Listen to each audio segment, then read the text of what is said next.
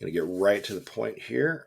I'm figuring that because we're doing a build in public and we're bootstrapping, we're going to do two things. On the build in public side of things, I feel it's necessary to allow people to contribute and share their voices, opinions, and observations. So with that, last night I created a form that allows for that. And so up here at the top of our website here is the request form button, light bulb icon. And we value your opinions and observations. This allows you to put in a request for a bug fix, a feature addition, a feature modification, constructive criticism, or just complain. So feel free to complain all you want. Title is the funny joke that especially is spelled wrong. So this is the example. Request form, title, spelled wrong. Provide your email, reference URL. This is required right now. I'm going to disable the requirement.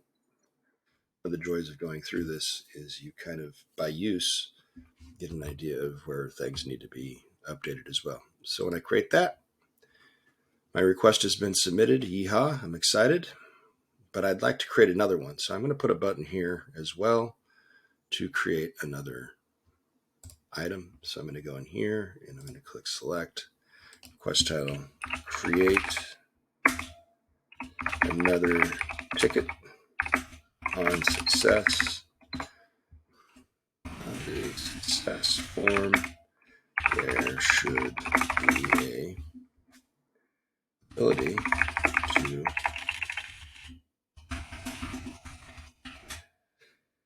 do request.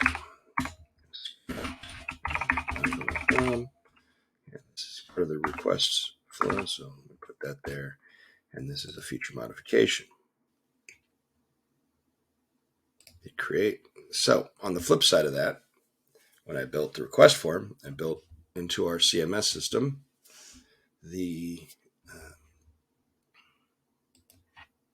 form that captures these. So now you can see the success date and when it was submitted. I can see the information. You can go into details. It's a nice part of scaffolding is that you can ramp these features up pretty quick if they're pretty basic. So, and make modifications as you want. Since the back end isn't as important to me right now, visually, I'm not too worried about how rough this looks, but it is important that all the functionality is there. So I can go right to where the issue is and get a look at it, and I can start making changes into the code, which allow for me to say, okay, cool. So especially spelled wrong.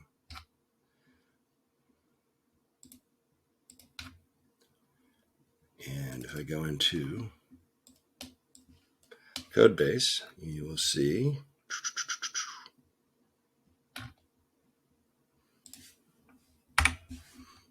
especially. So fixed it, build it using .NET in case you can't tell, Visual Studio. And so that change has been made. I'm going to build and then I'm publishing it. And we should see a rapid response.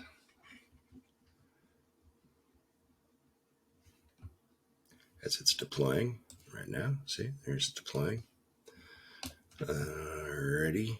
And it's going to give me I'm going to go back to here. I'm going to return home. Because it's the first page loaded, it might take a second. Because I just rebuilt the project.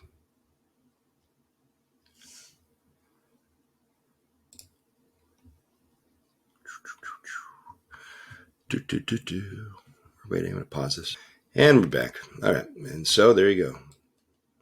Total of 3 minutes of work, and that issue is off the table. So I go in here, and I should just change it to a status because I'm not really logging it yet. So that is a new feature. Instead of deleting this, I want to have a status. So from this process, I work through for this feature set. I now know how I want to approach the next step of the process on the back end side as an administrator. So I'm going to go in and I'm going to say, for myself, need a status change in CMS. So now I have a self-logging system as well as allowing users to submit stuff.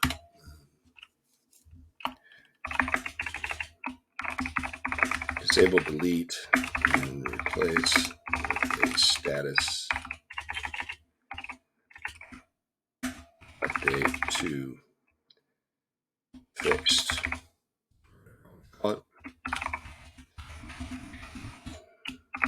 The CMS system. So I'm just going to put this in there now, and that is going to be a feature addition, feature modification.